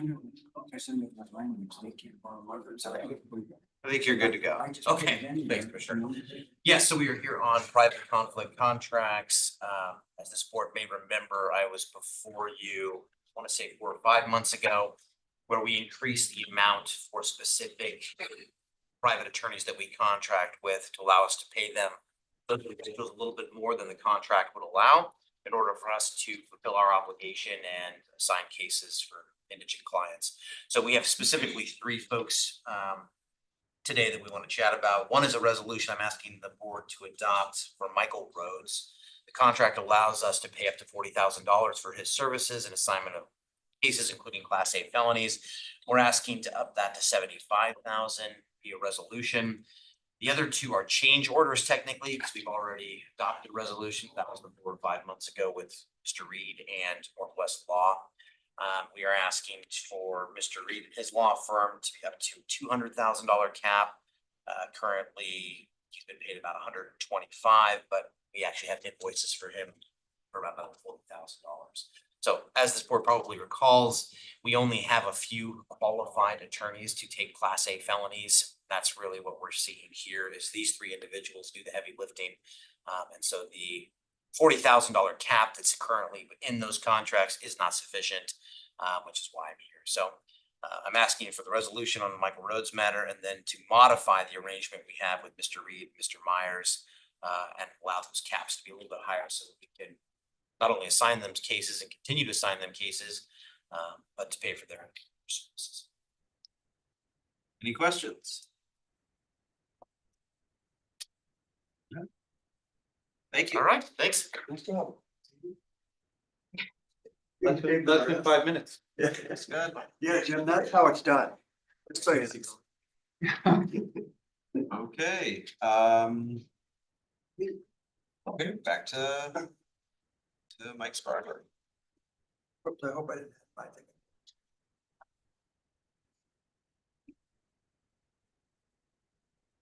I'm giving you copies because you're gonna ask for copies, so I'm giving it out in advance. Give you copies for it. All right. And I know you'll say, hey, can I get a copy of that? Okay, I'm here today to talk about the MacArthur Foundation capstone. As you know, this has been a work in progress for much of the summer. We've had a lot of good meetings with most all of the commissioners over the summer, a couple of times with JMI, and JMI is kind of leading the effort along with the MacArthur Foundation towards the, towards the capstone. So a little bit of background. We gave a presentation earlier in the year, and there's a copy of it up on the board up there. It's also up on the board if you want to look up there. You can see it as well up there. And we talked about our existing programs, what we wanted to do with capstone money if we were able to get it, which is enhance the pretrial services, and we discussed that with the board.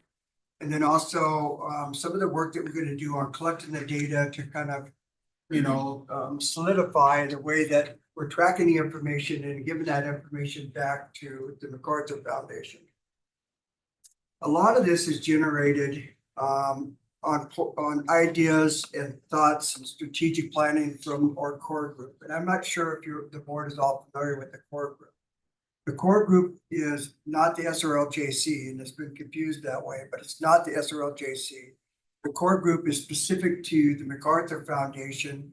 It was originated by Jackie Van Wormer. also adopted by Maggie Yates and then also adopted by me.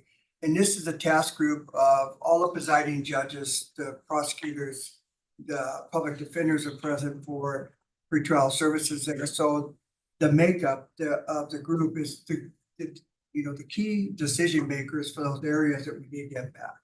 And so they sit at the table and they're a body that we work with for the MacArthur Foundation.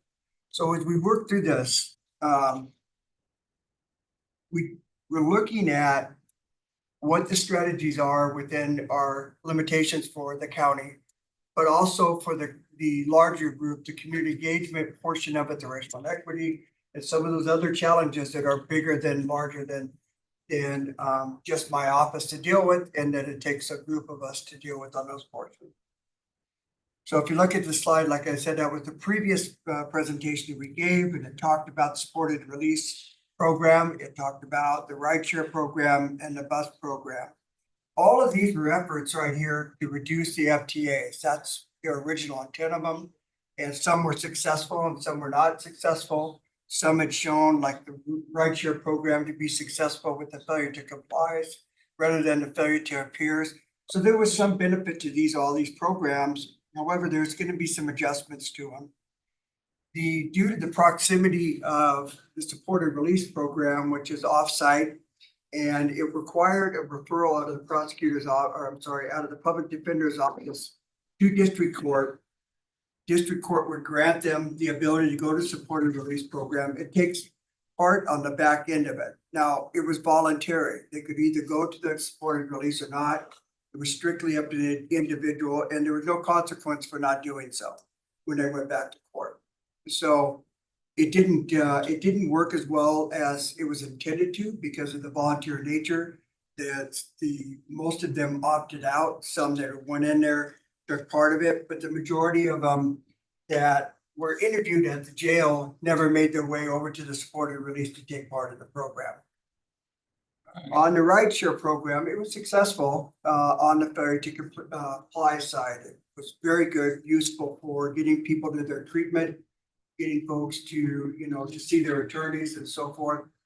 But when you track the progress on it, as we've been tracking it before, it really had mostly an impact on the failure to comply and not the failure to appear, which was the originating thing. Secondary, it's a very, very expensive model that is set up, and somewhere in the neighborhood of 18,000 for 3 months worth, upwards to depends on what the usage of it is. Extremely expensive, and we identified that to the MacArthur Foundation. The bus pass program is successful because it's not exactly the point of destination that the rideshare program had, but it was successful in getting folks back to court and getting them down to the court campus for those that took advantage of them through the pretrial services area. Our ask was to move services away from the back end, which these are predominantly back end initiatives, to the front end. And by that, we identified on the next slide, if you look at it, I'm sorry, there, the addition of 2 pretrial services officers.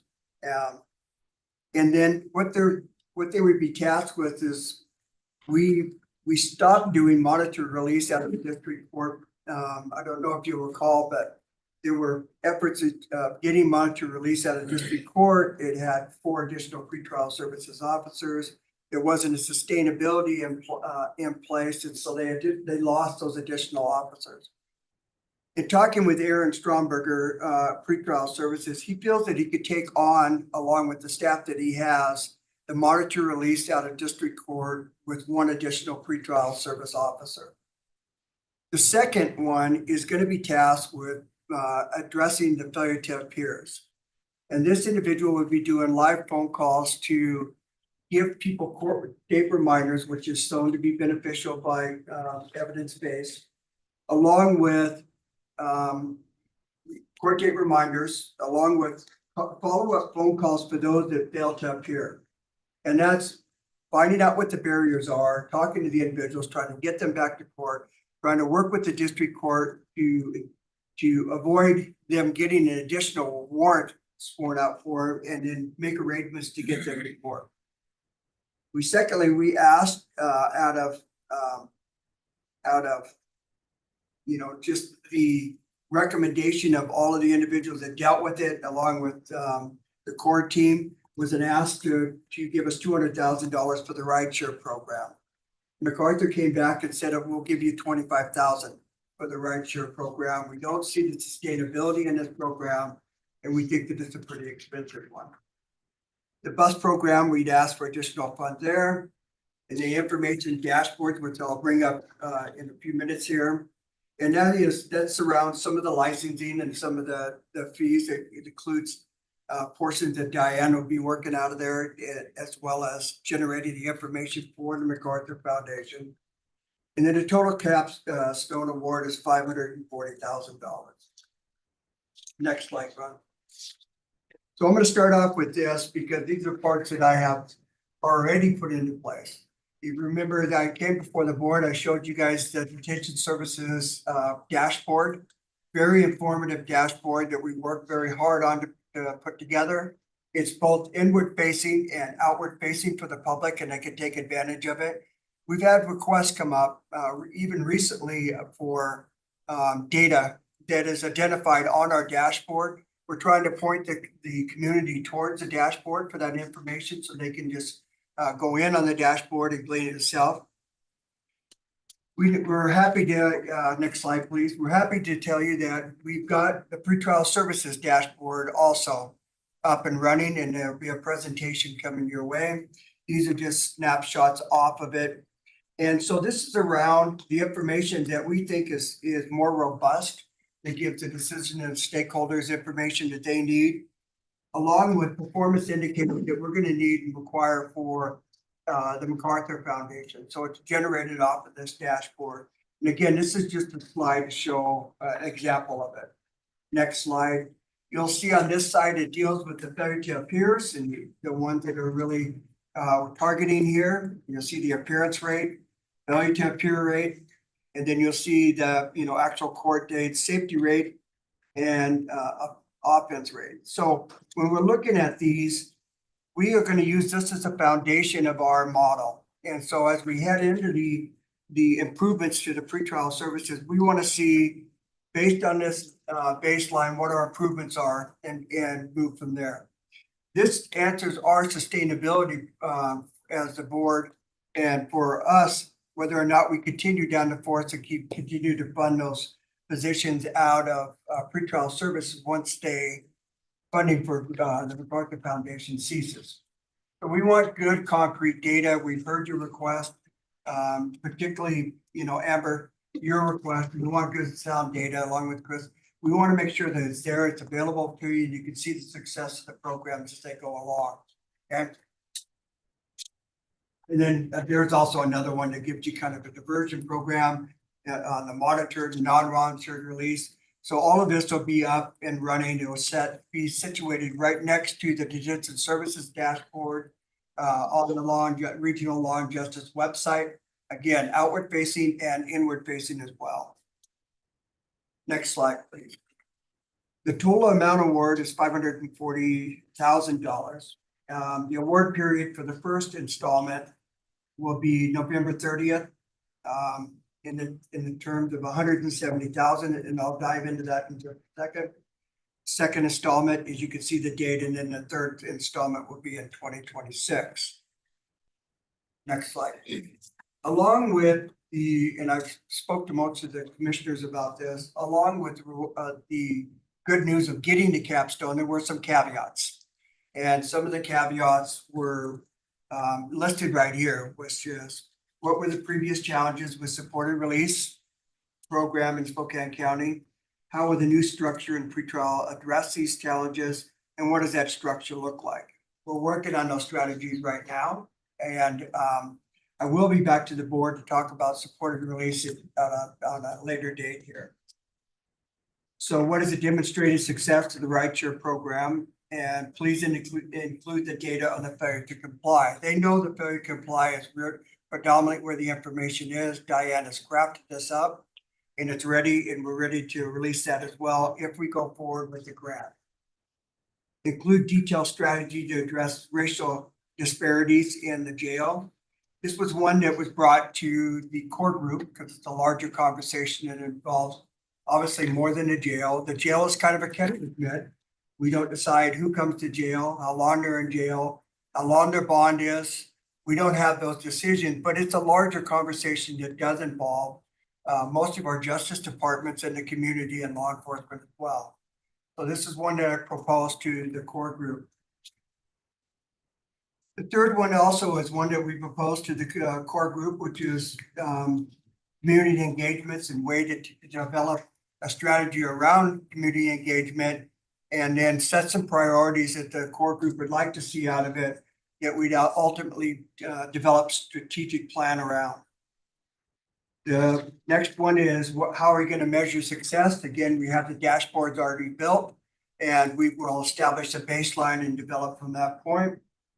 And then provide revised budget to them, which we also are going to be working on based on the initiative. The next slide is, and I know I'm kind of going through this, it's kind of hard to read. What we did is on those initiatives that were the larger conversation, racial inequity, along with community engagement, we took a survey of the core group and we asked the core group what they prioritized as the main priorities as they see it. So you'll look along the list right here, and rather than going with just the highest ones, we're going to go back with the top 5 and then ask them to feel which is the most top 3 out of those 5. And then we're going to develop some strategy around those with JMI. One of the suggestions that had come up from JMI was the ability to bring in outside resources to help us on the community engagement part. Gwen Wright was a name that had surfaced.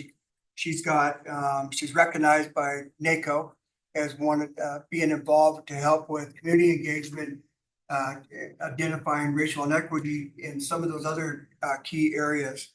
One of the things we're going to do with the portion of money is bring them in and then have a conversation. Of course, board members will be invited as well for the community engagement portion of it.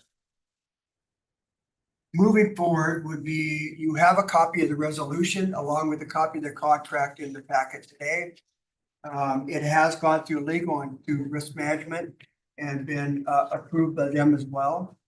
But we'll be looking for that to show up on next Tuesday's legislative session. Again, we're available, any of our team through this week for any questions that you have on it, that develop around that if you have some.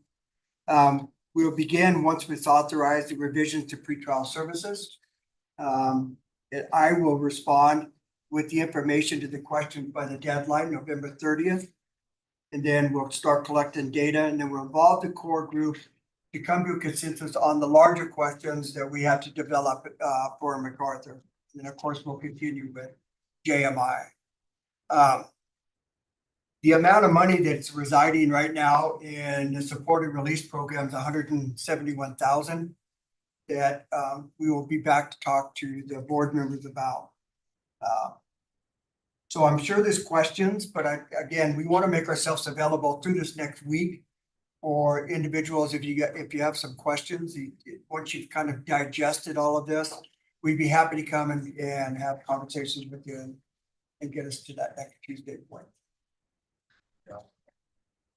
Any questions for Mike? Mr. Walden? So Mike, sorry if I missed this on the supportive release project, Right. which hasn't gone the way we'd like it to go. Hasn't served a lot of folks for a variety of reasons that you outlined. So is there a way we can I couldn't remember if you said you're gonna end that program and then are we allowed to put those dollars into something else that can actually be more responsive to folks and some of the challenges of getting folks back to their hearings and such? We do have a contract with Pioneer Health Services for that. So we would have to review the contract and I have legal reviewing the contract right now along with the resolution. We're going to come back to the board and talk to you about the supported release program. The answer to your question is, Amber, yes. the MacArthur Foundation can roll those 171,000 in there, but we need a strategy developed around it on what that 171,000 would go to.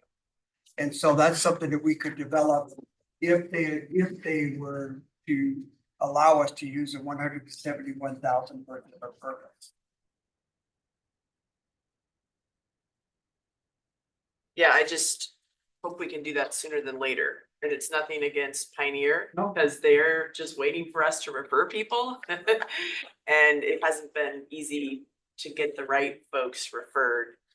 So I'm assuming there's a clause in the contract, and I would just like to use those dollars on another strategy, you know, if allowed by Arthur. So that we can, you know, try out some other strategies to reduce the failure to appear and other goals that we have, so. And so again, I'm working with Mr. Amacio. We will be back before the board for that support. Commissioner Jordan? So are they funding the bus portion? They are funding. How much is that? We asked for 4,000, isn't that correct on Oh, that's the Yeah. proposal and that's the award. no, that's a previous balance that we had. There's a rollover. It's a That's a rollover. Oh. I'm sorry. Oh, I Is that actually on the top of it? It Oh, says it is, roll. okay, I just wanted to, All right, I thought I might have missed that, I was like, whoops. so it's a small amount for bus, but that's a much cheaper. Yes, and you know, it's something that pretrial services can monitor. You know, we had talked with a few of the commissioners about the feasibility of some portion of rideshare to continue on if there were funds for it, which should be targeted for like the rural areas or some of the, to have physical limitations or some of those type of things. That's what we had talked about. Otherwise, pretrial services would be directing them to their closest bus route and then giving them information on how to get back and forth, you know. That also is gonna go along with the failure to appear pretrial services office. If it's transportation, we want them identifying to the individual, hey, are you aware there's a bus route next to you? Here's when the buses run and here's the bus, you know, the bus passes that are available to you for use to get to court. You know, and some of those limitations, so. Those are things we'll have to target. I think that what's gonna happen, commissioners, is once we start having that failure to appear pretrial officer, start working on those details, it's gonna flesh out some things we're probably not aware of.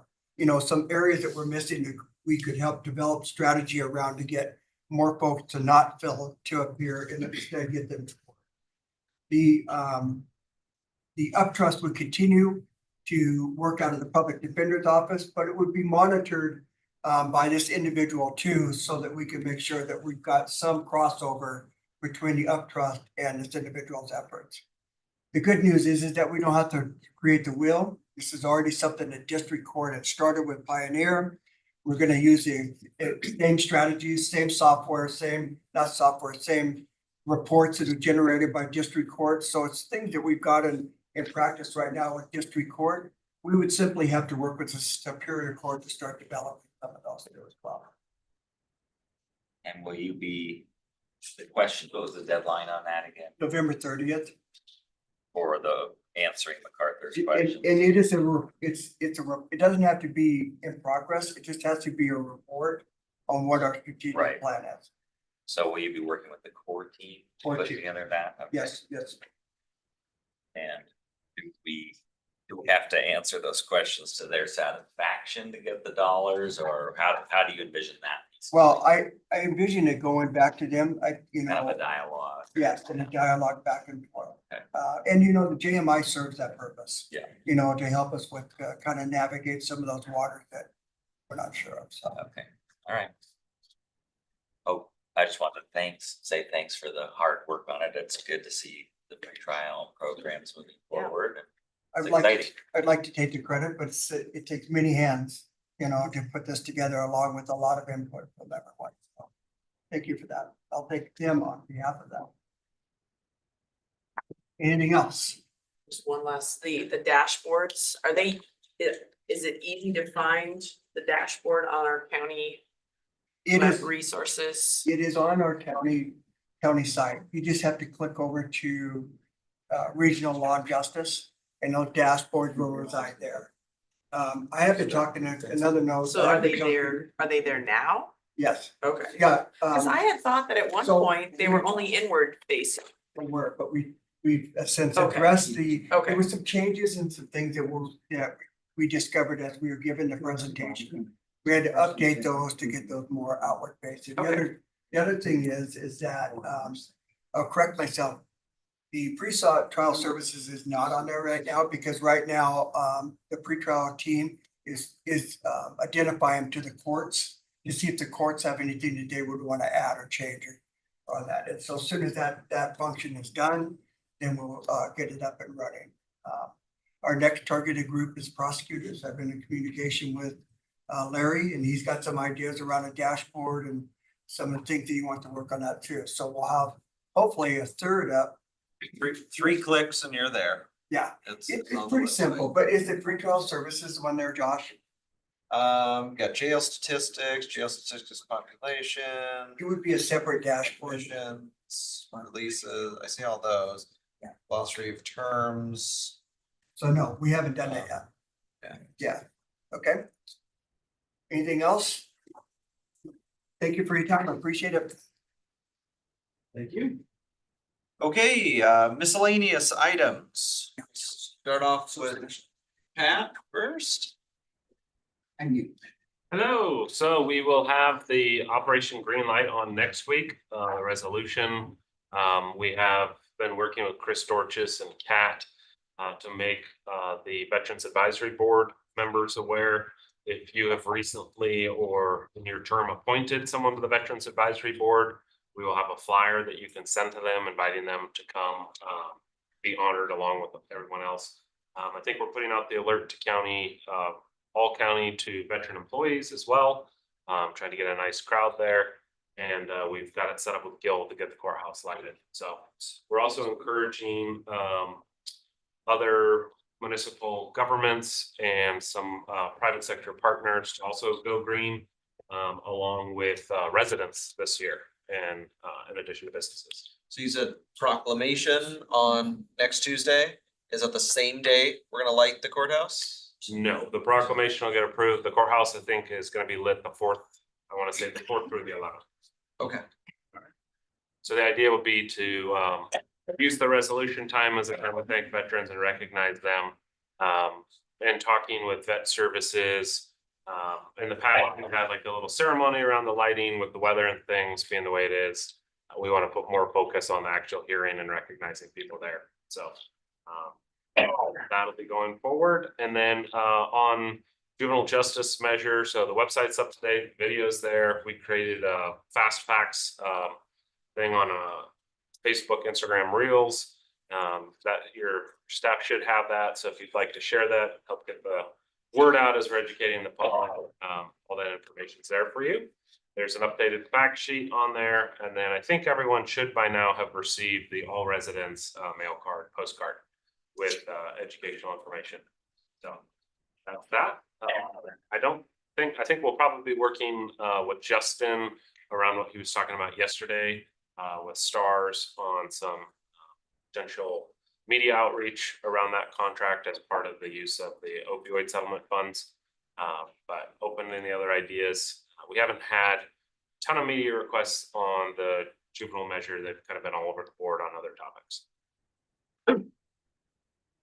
Risk management advice that we'd probably be better off having the Operation Greenlight in the hearing room as opposed to outside when it's cold, dark and slippery. Just workers' comp related things. We've done it in the wind, the rain, and one year it was even snowing. You just never know. Tongue in cheek joke. Veterans are pretty Pretty hardy. Yeah. Yes. Some of our employees are not.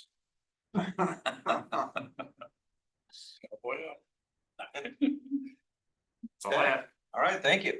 Any other miscellaneous? Mr. French? Yeah, I distributed the letter yesterday with regard to the credit card action that's coming for the Senate. I was just following up. I did get a text from the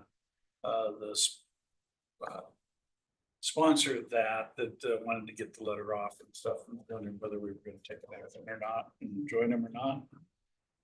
So just curious as to people wanted to check it out, so I'm wondering if you checked it out and what you found. I have not gotten a chance to dig in like I wanted to, guys. Sorry. With the slacker commissioners, so slash. Just say I pulled up a yes. website. I was I'll reading, get on but it. I I'll look at haven't, it I just today. haven't, yeah. Well, Again. they've indicated they've got a sense of urgency around it because they don't wanna, they want our voice to be heard by the senators and stuff. And so that's the only reason I'm trying to push it, just because. And so just in the spirit of full disclosure, I mean, if the board decides that they're not going to support it, I'll support it individually. Any other items? Cause I know we do have one executive session, but any other miscellaneous before we go into executive session? Nope. Okay. We have one executive session item. It's pending potential litigation. We think it might take 15 minutes. I'm looking at Wes. Is there gonna be any action on it, Wes?